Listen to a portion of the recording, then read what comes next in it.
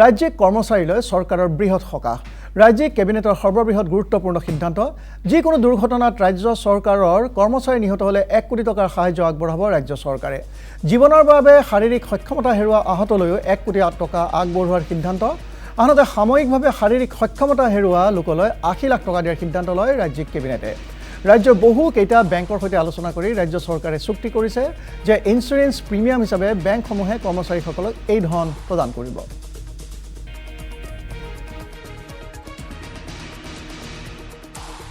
আজি আমাৰ কেবিনেটত ৰাজ্য চৰকাৰৰ কৰ্মচাৰীসকলৰ বাবে এটা বৃহৎ সিদ্ধান্ত লোৱা হয় আমাৰ ৰাজ্য চৰকাৰৰ বহুত কৰ্মচাৰী বিভিন্ন সময়ত দুৰ্ঘটনাত পতিত হয় দুৰ্ঘটনাত পতিত হলে তেওঁলোক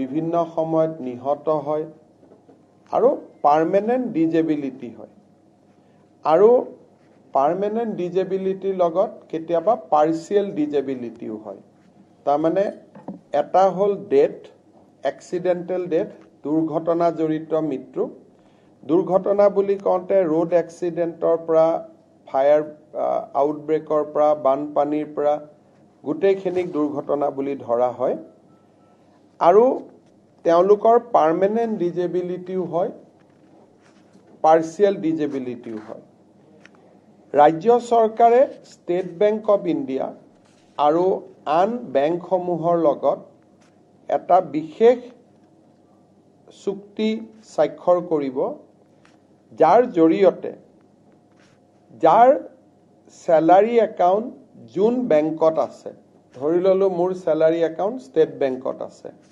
মোৰ স্যালাৰি একাউণ্ট পাঞ্জাব নেশ্যনেল বেংকত আছে মোৰ স্যালাৰি একাউণ্ট ইণ্ডিয়ান অভাৰসিজ বেংকত আছে যি বেংকত স্যালাৰি একাউণ্ট থাকে তেওঁলোকে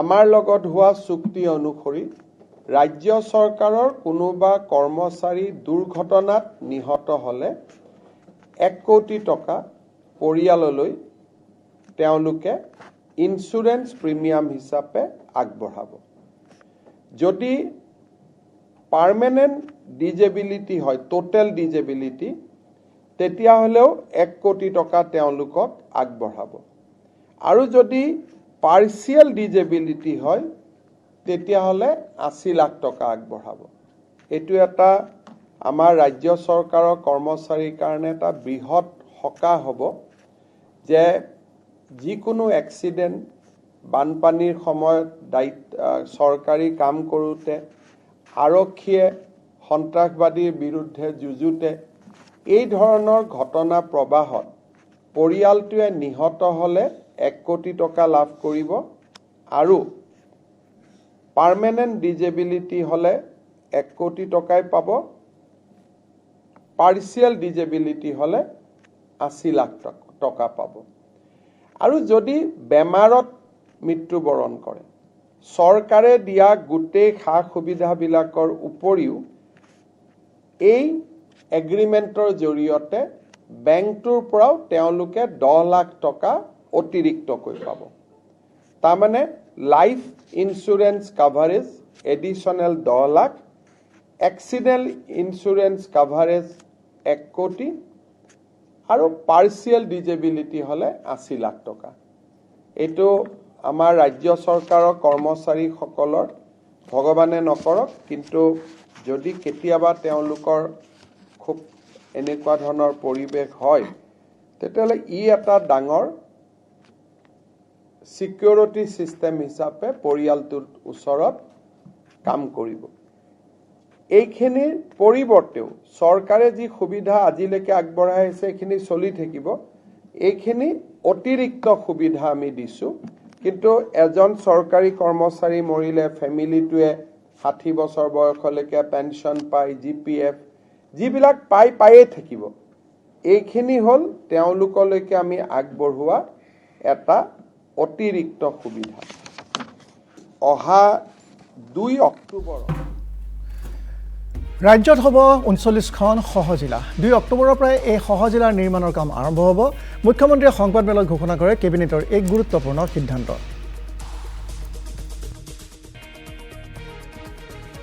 অহা 2 অক্টোবৰত আৰম্ভ কৰিব পৰাকৈ 39খন সমজিলা, অসমীয়াত নাম হ'ব সমজিলা, ইংৰাজীত নাম হ'ব সাব ডিষ্ট্ৰিক্ট, তাক অনুমোদন কৰে। এই সাব ডিষ্ট্ৰিক্ট 39খন হ'ল ধুবুৰী জিলাৰ বিলাসীপাৰা, গোলকগঞ্জ, বঙাইগাঁৱৰ অভয়াপুৰী, কামৰূপৰ ৰঙিয়া, নগাঁৱৰ কলিয়াবৰ, ৰহা, বিশ্বনাথৰ গহপুৰ আৰু বিহালী, এখন গহপুৰত হ'ব, এটা বিহালীত হ'ব, লখিমপুৰৰ ঢকুৱাখানা, ধেমাজিৰ জোনাই, তিনিচুকীয়াৰ মাৰ্ঘেৰিটা, শদিয়া, ডুমডুমা, শিৱসাগৰৰ নাজিৰা, ডিমৌ, যোৰহাটৰ তিতাবৰ, গোলাঘাটৰ বোকাখাট, সৰুপথাৰ, দেৰগাঁও, কাছাৰৰ লক্ষীপুৰ, গোৱালপাৰাৰ গোৱালপাৰা ৱেষ্ট, কামৰূপ মহানগৰৰ দিছপুৰ, ডিমৰীয়া, নিউ গুৱাহাটী, জালুকবাৰী, দৰঙৰ চিপাঝাৰ, দলগাঁও, মৰিগাঁও, জাগিৰোড, লাহৰীঘাট, হোজাইৰ লামডিং, শোণিতপুৰ জিলাৰ ঢেকিয়াজুলি, নদুৱাৰ, ডিব্ৰুগড়ৰ খোৱাং, দুলিয়াজান, টিংখং, নাহৰকটীয়া, চৰাইদেউৰ মাহমৰা, কৰিমগঞ্জৰ পাথাৰকান্দি, ৰামকৃষ্ণ নগৰ, এই কেইখনত আমাৰ সাব ডিষ্ট্ৰিক্ট বা সমজিলা আমি আৰম্ভ কৰিম অহা 2 অক্টোবৰৰ পৰা। কেবিনেটে আজি এই সমজিলাসমূহক স্বীকৃতি দিয়ে। এটা ব্ৰেকিং নিউজ, ৰাজ্যিক কেবিনেটৰ আন এক গুৰুত্বপূৰ্ণ সিদ্ধান্ত। অসম চুক্তিৰ 6 নম্বৰ দফা প্ৰণয়ন সন্দৰ্ভত গঠিত ন্যায়াধীশ বিপ্লৱ শৰ্মা আয়োগৰ 67টা পৰামৰ্শৰ ভিতৰত 57টা পৰামৰ্শ মানি লোৱাত অনুমোদন দিয়ে ৰাজ্য চৰকাৰে। আন 10টা পৰামৰ্শ কেন্দ্ৰীয় চৰকাৰৰ সৈতে আলোচনা কৰি অনুমোদনৰ ব্যৱস্থা কৰা হ'ব বুলি জনায় মুখ্যমন্ত্ৰীয়ে। অসম চুক্তিৰ 6 নম্বৰ দফা ৰূপায়ণৰ ক্ষেত্ৰত জাষ্টিছ বিপ্লৱ শৰ্মা কমিটি গঠন কৰা হৈছিল আৰু কমিটিৰ ৰিকমেণ্ডেশ্যন দিওঁতেই আমি কৈছিলোঁ যে কমিটি আমাক 3 বছৰ এই বিষয়টো পৰীক্ষা কৰাৰ কাৰণে সময় দিছে আৰু আলোচনা কৰাৰ পিছত ইয়াত টোটেল 67টা ৰিকমেণ্ডেশ্যন আছে, 67 ৰিকমেণ্ডেশ্যন। আৰু এই 67 ৰিকমেণ্ডেশ্যনৰ 57 ৰিকমেণ্ডেশ্যন আজি আমি ৰূপায়ণৰ বাবে অনুমোদন কৰিছোঁ।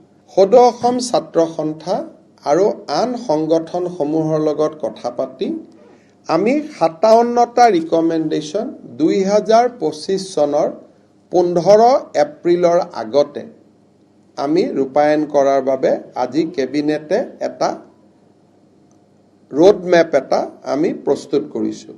কিন্তু আজি আমি ৰোড মেপ কেইটাৰ ওপৰত বিশদ কথা আলোচনা কৰিব খোজা নাই। গুৱাহাটীত গৈ 3-4 দিন পিছত আমি সাংবাদিক মেল পাতি কোন কেইটা 57টা ৰিকমেণ্ডেশ্যন আমি পোনছাতে ইমপ্লিমেণ্ট কৰিব খুজিছোঁ তাৰ বিষয়ে আমি অৱগত কৰিম। বাকী যি 10টা ৰিকমেণ্ডেশ্যন থাকি যাব ভাৰত চৰকাৰৰ পৰ্যায়ত, সেইকেইটা পৰ্যায়ক্ৰমে আমি ভাৰত চৰকাৰৰ লগত টেক আপ কৰিবৰ বাবে সিদ্ধান্ত লৈছোঁ। ইয়াৰ 1-2টা ৰিকমেণ্ডেশ্যন ইতিমধ্যে ভাৰত চৰকাৰে ৰূপায়ণো কৰিছে আৰু এই বিষয়ে বাকী 10টা ৰিকমেণ্ডেশ্যন আমি ভাৰত চৰকাৰৰ লগত আলোচনা কৰি সময় উচিত সিদ্ধান্ত লোৱাৰ বাবে চেষ্টা কৰিম। আসাম টি কৰ্পৰেশ্যনৰ অধীনত থকা বাগিচাৰ শ্ৰমিকে লাভ কৰিব 20% দুৰ্গা পূজাৰ বোনাছ। ৰাজ্যিক কেবিনেটৰ এই গুৰুত্বপূৰ্ণ সিদ্ধান্ত। আমাক অসম চাহ নিগমৰ আমাৰ আসাম টি কৰ্পৰেশ্যনৰ চৰকাৰৰ অধীনত থকা গোটেইকেইখন বাগিচাত আজি আমি 20% পূজাৰ বানচ আমি ঘোষণা কৰিছোঁ।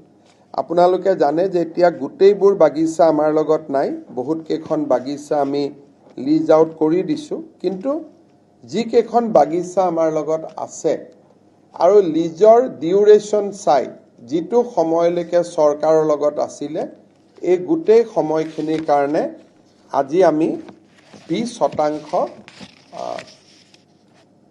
পূজাৰ বানচ চৰকাৰে ঘোষণা কৰিছে আৰু এটা ইনষ্টলমেণ্টতে আমি এই গোটেই পূজাৰ বানচ দিবৰ কাৰণে সিদ্ধান্ত গ্ৰহণ কৰিছোঁ। জাগিৰোডত গঢ়ি উঠিব পঞ্চ তাৰকাযুক্ত হোটেল তাজ। ছেমি কণ্ডাক্টৰ প্ৰকল্পৰ সমীপতে নিৰ্মাণ হ'ব এই হোটেল, সংবাদমেলত জনালে মুখ্যমন্ত্ৰীয়ে।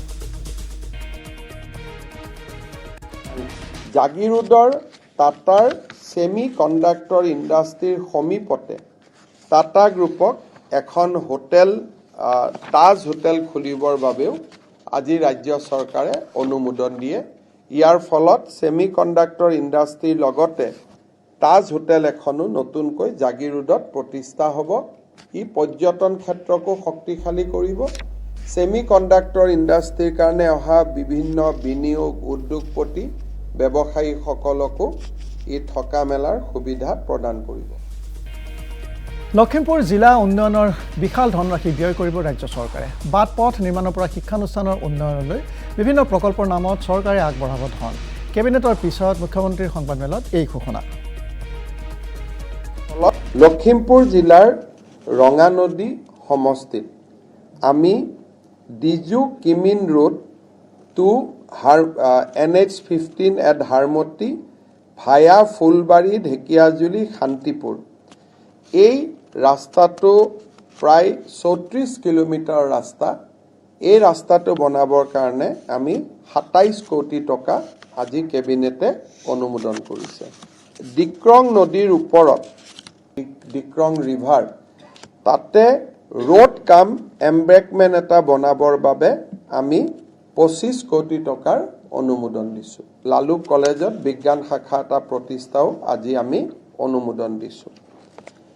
নাওবৈচা বিধানসভা সমষ্টিত Kharkhati bridge, Achumoni Salmara PWD road from Pabha Chariali Sonapur to Sisapathar Bihpuria link road via Adi Elengi সত্ৰ, এই গোটেই ৰাস্তাটো 30 কিলোমিটাৰ।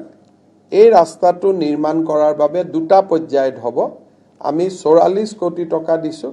আৰু আছেৰে কাটা গোৱালবাৰী, বালিগাঁও, দফলাকটা, বালিভেটা আৰু এই এডজইনিং এৰিয়াটো গৰাখহনীয়াৰ পৰা ৰক্ষা কৰিবলৈ আমি 24,98 লাখ টকা অনুমোদন দিছোঁ।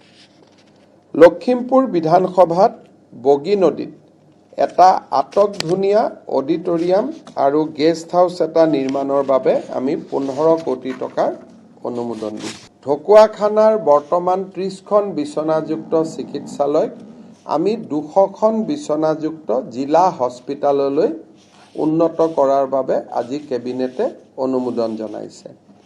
ফাট বিহুত এটা কালচাৰেল কমপ্লেক্স নিৰ্মাণ কৰাৰ বাবে কেবিনেটে 20 কোটি টকাৰ অনুমোদন আগবঢ়ায়। বিহালী সমষ্টিৰ বেডেটিত এখন নতুন মডেল ডিগ্ৰী কলেজ স্থাপনৰ বাবেও আজি কেবিনেটে অনুমোদন দিছে।